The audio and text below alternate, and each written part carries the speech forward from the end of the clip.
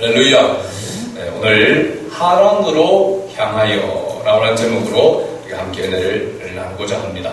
바로 본문으로 들어가서 이 창세기 28장은 크게 세 단락으로 이렇게 나누어져 있다라고 이렇게 볼 수 있습니다. 첫 번째 단락은 바로 이삭이 야곱에게 축복과 당부하는 그런 내용이 나옵니다. 두 번째 단락은 짧지만은 에서가 바라본 일에 대한 그러한 내용이 나오고 있고요. 세 번째 단락은 우리가 잘 알듯이 베델에서 야곱이 꿈을 꾸게 되어지고 그 꿈에 본 내용들이 나오고 있는 것을 봅니다.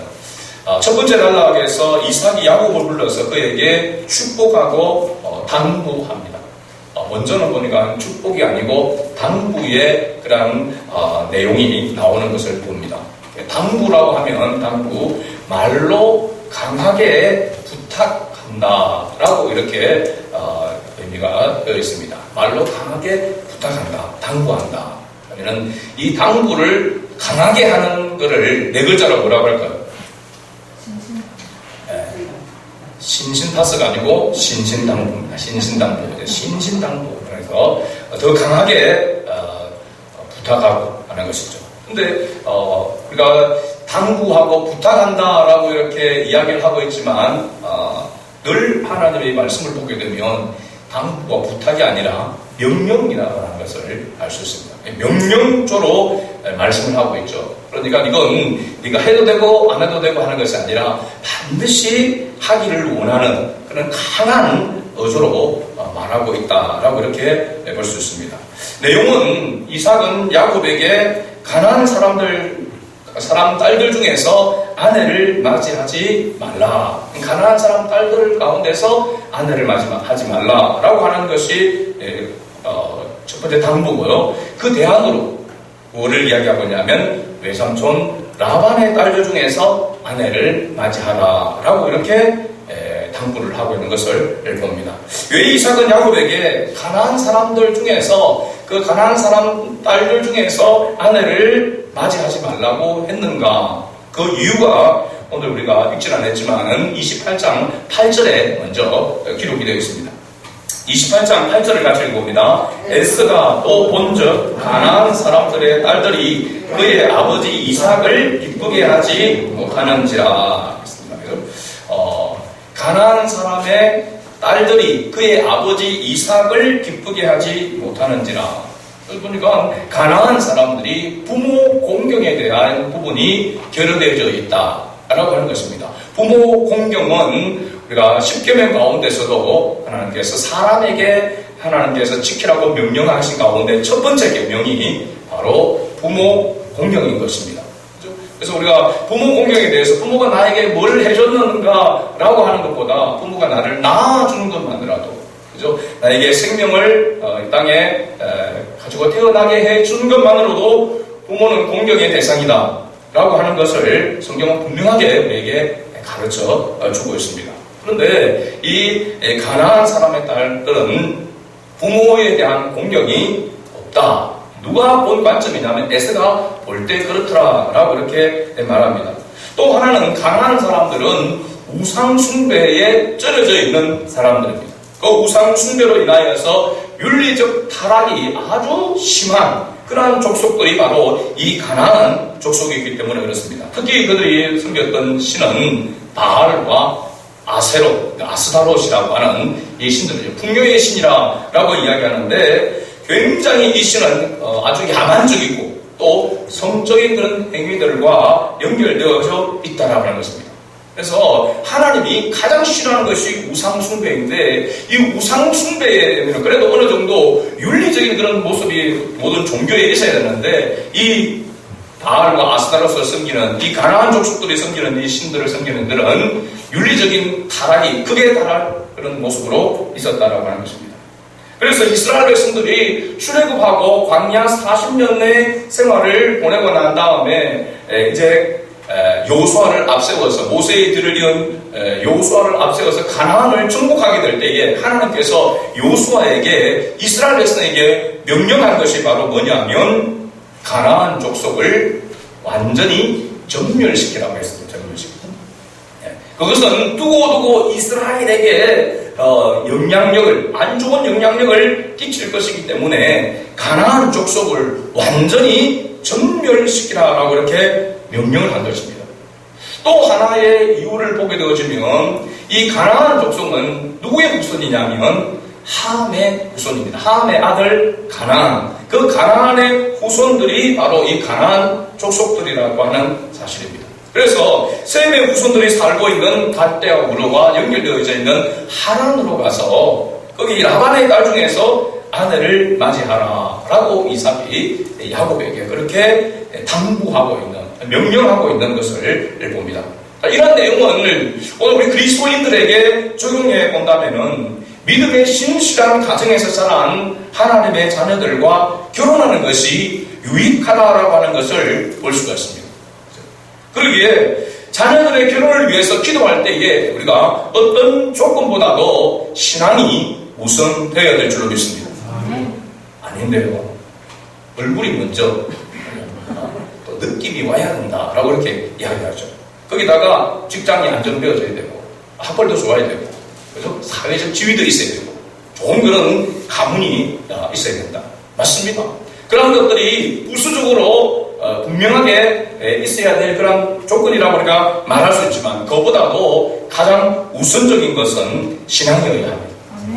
그리스도인이 오늘 우리가 야곱에 대한 이런 말씀을 살펴보게 될 텐데 그리스도인에게 있어서는 가장 우선 하나님의 자녀에게 또 이 땅을 살아감에 있어서 모든 사람들에게 있어서 가장 중요한 것은 하나님을 아는 것입니다. 하나님과의 관계가 바르게 되는 것이 가장 첫 번째라고 하는 것을 우리는 늘 기억해야 될 줄로 믿습니다. 네. 그래서 결혼에 있어서 어떻게 보면은 언약의 자녀들이 언약의 사람을 만나서 하나님의 언약 안에서 가정을 이루는 것이 성경이 말하는 진정한 결혼이다라고 하는 것을 우리는 꼭 기억해야 될 줄로 믿습니다. 그래서 다른 어떤 것보다도 결혼을 앞두고 있는 또 결혼을 앞두고 해야 될 그런 우리 자녀들을 위해서 우리가 기도할 때마다 하나님 믿음의 신실한 하나님의 사람을 만나게 해달라고 기도하는 이 기도가 굉장히 중요하다고 하는 것을 볼 수가 있습니다.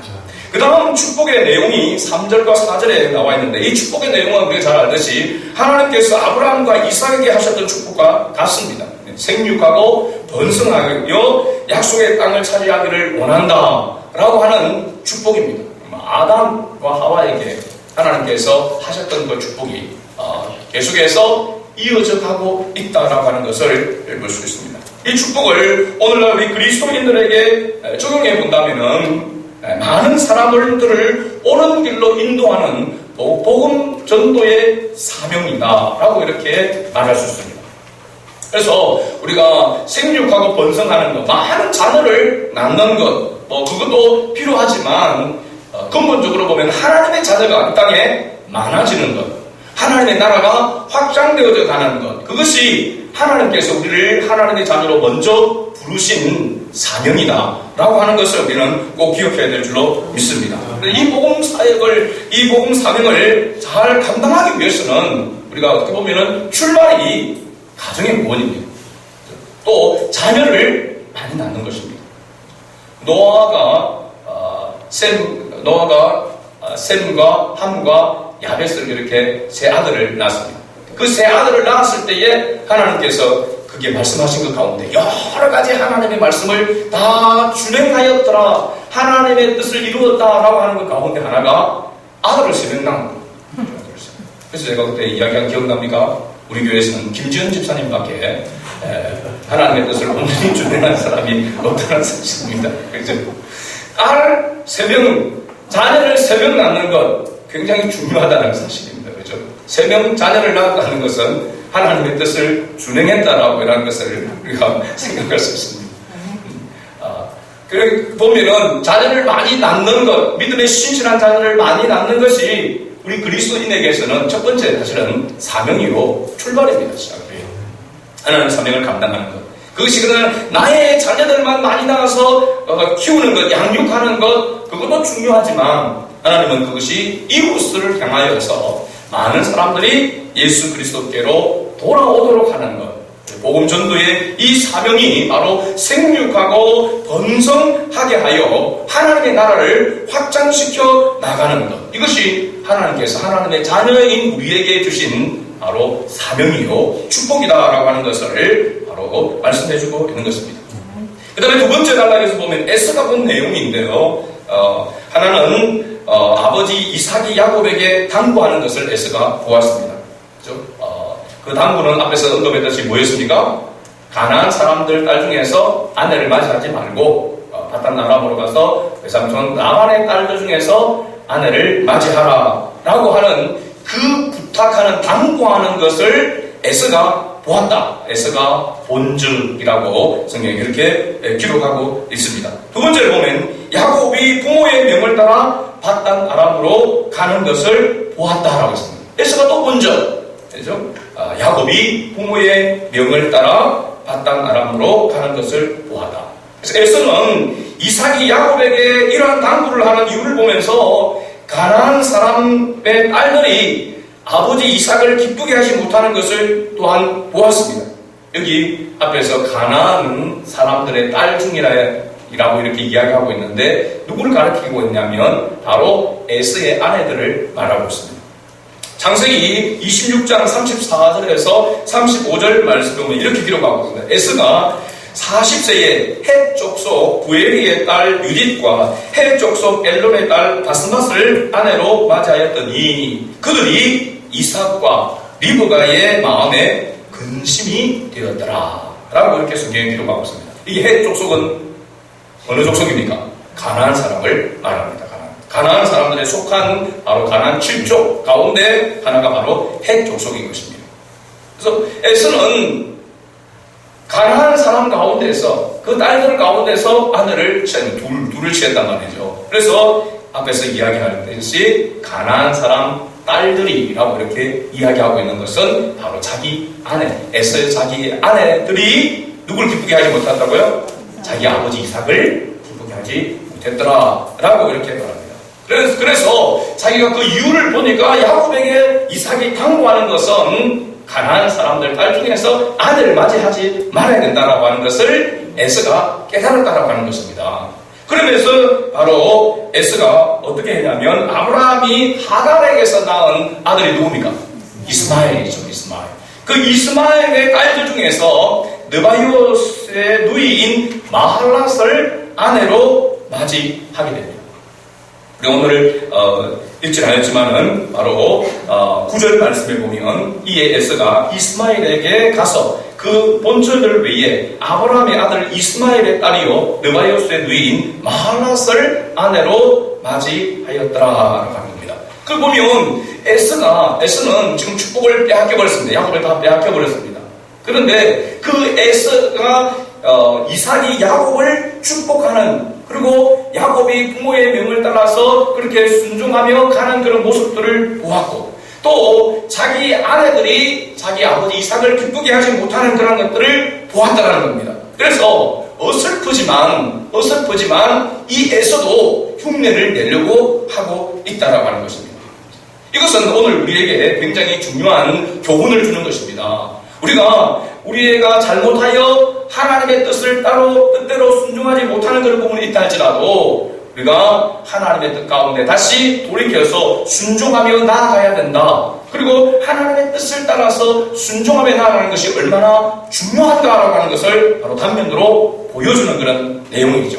그래서 언약의 자녀들이 언약의 말씀을 따라 언약의 가정을 이루는 것이 하나님께서 기뻐하시는 결혼이다라고 하는 것을 우리에게 가르쳐주고 있고 앞으로 결혼할 자녀들과 이런 자녀들은 우리는 명심해서 하나님 앞에 기도해야 될 줄로 믿습니다. 그래서 하나님께서 기뻐하시는 그리고 하나님의 영광을 위해서 하나님의 나라를 위해서 더 많이 일할 수 있는 여튼 어저께 간정하는 그 정선이 결국은 그 간정을 여러분들도 아마 보았을 것입니다. 단일 기도회 가운데 보니까 자기 아버지와의 그 힘든 그 부분들을 이야기하는 것을 들었습니다. 그러니까 가정을 이루어가는 그 가운데서 신앙으로 하나 되어져서 한 곳을 바라보고 한 목적을 위해서 온 식구가 같이 나아간다라고 하는 것은 엄청난 축복입니다. 네. 그렇지 아니하고 아빠 따로 엄마 따로 자녀들 따로 그렇게 다른 곳을 바라보면서 나아가는 그 과정은 정말로 힘들고 어려운 것이죠. 여러분 지금 믿지 않는 남편을 둔 분들은 잘 아실 것입니다. 어떻게 보면은 자기 아버지가 정선이도 돌아오기까지 25년이 걸렸다고 얘기했잖아요. 25년 동안 그렇게 고통을 당하고 고난을 당했던 그러한 부분들을 간증을 들으면서 한 사람, 한 가족을 구원하는 것이 얼마나 어려운 건지, 그렇죠? 그래도 25년이 아니라 30년, 50년이라도 돌아와서 예수를 믿게 된다고 한다면 그것이 얼마나 큰 축복입니까? 그리고 우리가 그걸 누가 장담할 수 있냔 말이죠. 자기 가정의 구원을 위해서 일평생 우리 고사님들이 지금 목에 가시처럼 있는 그런 정말 아킬레스와 같은 그런 모습이 우리가 있는데 그런 것에 우리가 위해서 또 헌신하고 살아야 되지만 하나님의 나라를 위해서 마음껏 일할 수 있는 더 큰 일을 할 수 있는 그러한 헌신할 수 있는 그런 가정을 세우는 것이 그런 가문을 세우는 것이 우리에게 보다 더 중요하다고 하는 것을 항상 인식해야 될 줄로 믿습니다. 그래서 결혼할 때가 되면 그냥 아무나 좋은 직장 보고 얼굴 보고 그렇게 해서 할 것이 아니라 첫 번째도 신앙. 신앙의 우선이 되어야 된다라고 하는 것을 우리 꼭 기억해야 될 줄로 믿습니다. 자, 세 번째 단락의 내용은 바로 베델입니다. 옛 이름은 루스라고 이렇게 이야기하고 있고 이 베델에서 야곱이 꿈을 꾸게 되어집니다. 베델이라고 하는 것은 우리가 잘 알죠. 나와 있지만은 뭡니까? 하나님의 집, 하나님의 전이라고 이야기하고 있고 또 하늘의 문이다라고 이렇게 이야기를 하고 있습니다.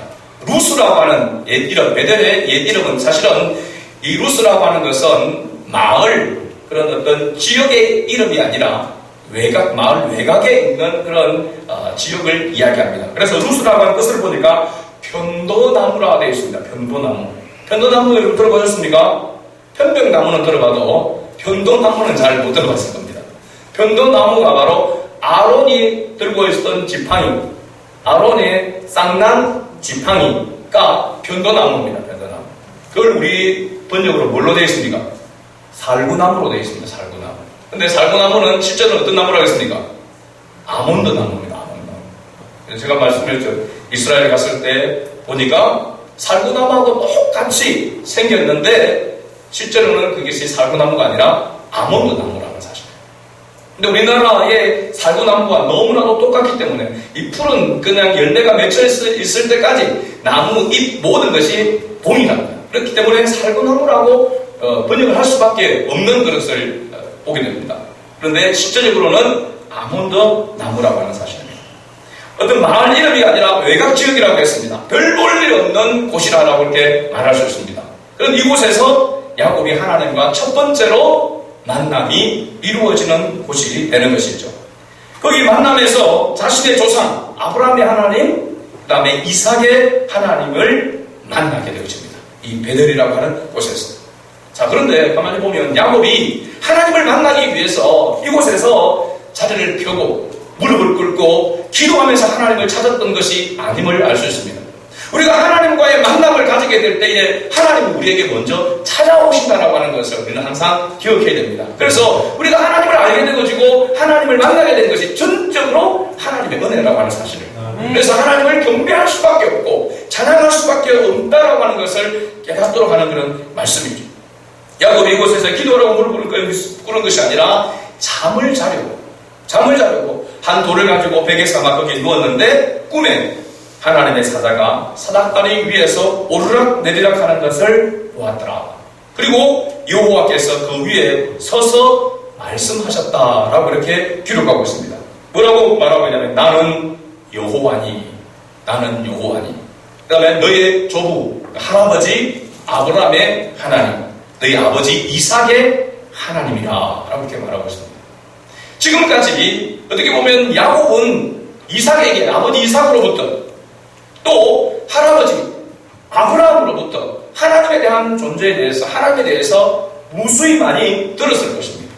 그런데 그 하나님을 자기가 직접 만나 경험해보지는 못했다라고 하는 사실입니다. 그래서 지금까지 보면은 야곱은 수단과 방법을 가리지 않고 그 축복을 알고 복을 알고 그 복을 자기 스스로 쟁취하려고 온갖 수단과 방법을 다 동원했던 것을 봅니다. 그런데 그 아브라함의 하나님, 그 이삭의 하나님이 자기에게 찾아온 것입니다. 네가 누워있는 땅을 내가 너와 네 자손에게 주리니 네 자손이 땅에 티끌같이 되어 네가 서쪽과 동쪽과 북쪽과 남쪽으로 퍼져나갈지며 땅의 모든 족속이 너와 네 자손으로 말미암아 복을 받으리라. 내가 너와 함께 있어 네가 어디로 가든지 너를 지키며 너를 이끌어 이 땅으로 돌아오게 할지라. 내가 네게 허락한 것을 다 이루기까지 너를 떠나지 아니하리라 하신지라. 아멘. 여호와 하나님께서 먼저 야곱에게 찾아오셔서 말씀하셨습니다.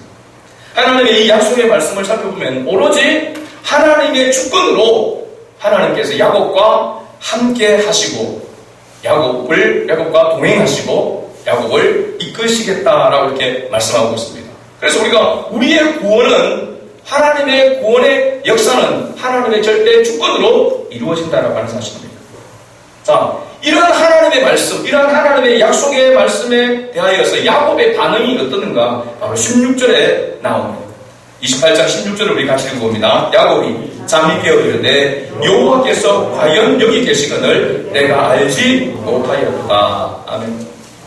여호와 하나님에 대하여 무수히 말을 많이 들었는데도 불구하고 그 하나님이 어디에 있는 하나님이신지, 하늘에만 계신 하나님이신지 어디에 계신 하나님이신지 몰랐는데 과연 여호와께서 여기 계시거늘 내가 알지 못했다. 이제야 알았다라고 그렇게 말하고 있는 것입니다. 하나님과의 만남이 우리에게도 반드시 있어야 될 줄로 믿습니다. 그러니까 지난주에도 말씀을 드렸죠. 우리가 하나님의 손길이라고 했습니다. 하나님의 임재, 하나님의 나타나심, 하나님께서 나에게 말씀하신, 나에게 은혜를 베푸신 그것을 우리가 뭉뚱거려서 하나로 볼 때에 하나님의 손길이라고 이렇게 말할 수 있습니다. 이 하나님의 손길을 한 번이라도 경험하면 정선희 집사님을 들은 희미하게 아리송하게 그렇게 하나님이 만나주셨다 했잖아요. 그죠? 그 희미하고 아리송하게 머리카락처럼 가늘은 그런 만남이 있었지만 그 만남으로 일생을 살아갈 수 있었고 그죠? 자기가 그런 어려움들을 큰 어려움들을 고난들을 겪으면서 그것을 이겨나갈 수 있는 그루터기가 되어졌다라고 하는 것을 고백을 드렸습니다. 마찬가지입니다.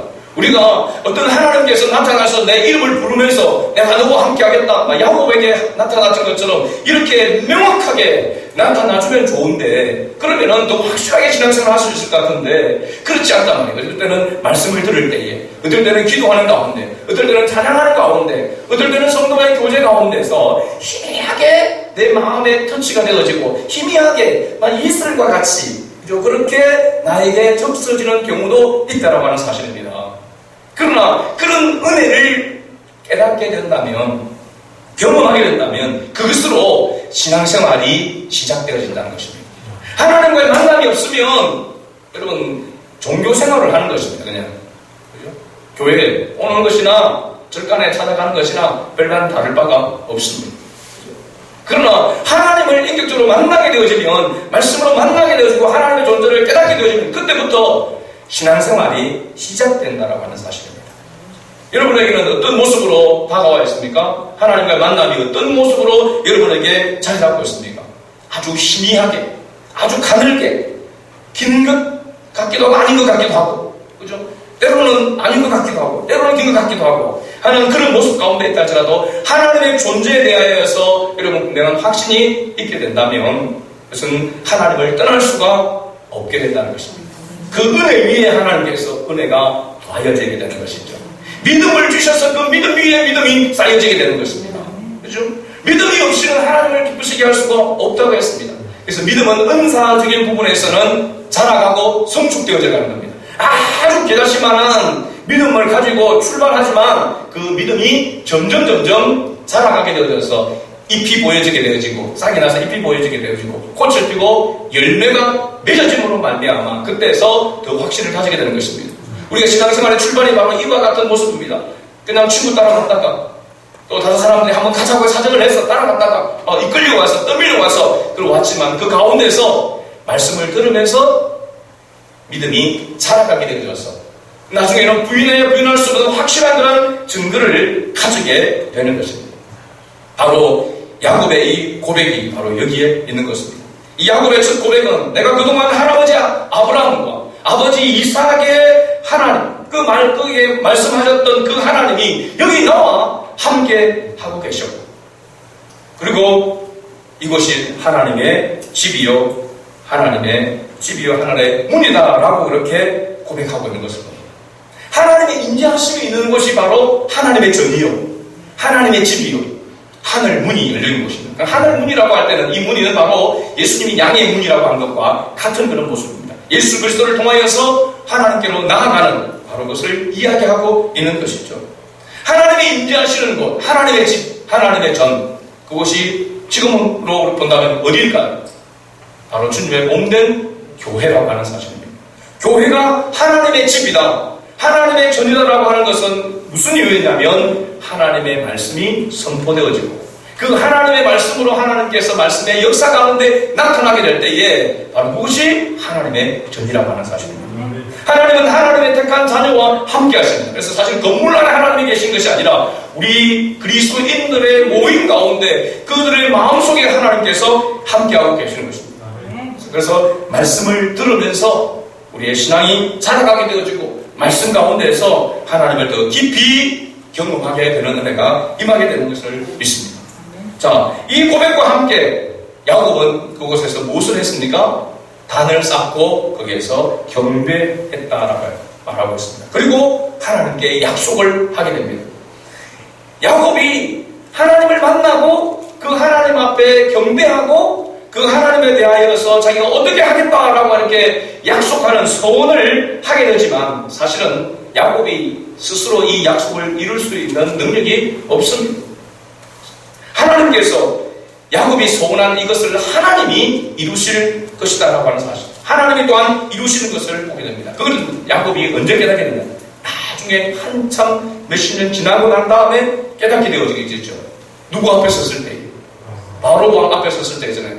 내 나이 130년, 130이지만 험악한 세월을 보냈다라고 이렇게 이야기를 합니다. 그리고 그의 자녀들을 위해서 축복할 때에 바로 내 손조의 복보다 내가 나았다라고 이렇게 말하고 있는 것은 험악한 세월을 보냈지만은 그 험악한 세월 속에 하나님께서 만나주시고 은혜를 베풀어 주셨기 때문에 바로 자기는 자기 할아버지 아브라함보다도 아버지 이삭보다도 더 큰 하나님의 손길을 경험했다라고 말하고 있고 그것을 복이다라고 이렇게 고백하고 있는 것입니다. 오늘 하나님께서 우리에게도 언제나 축복하시고 이 축복의 말씀을 주시고 또한 당부하시는 것을 봅니다.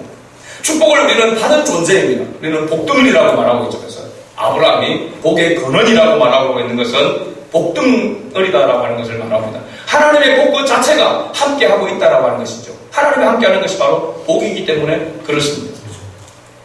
그러면 우리 하나님께서 이 복을 받은 자에게 당부하는 이 당부도 우리는 멸시해서는 안 됩니다.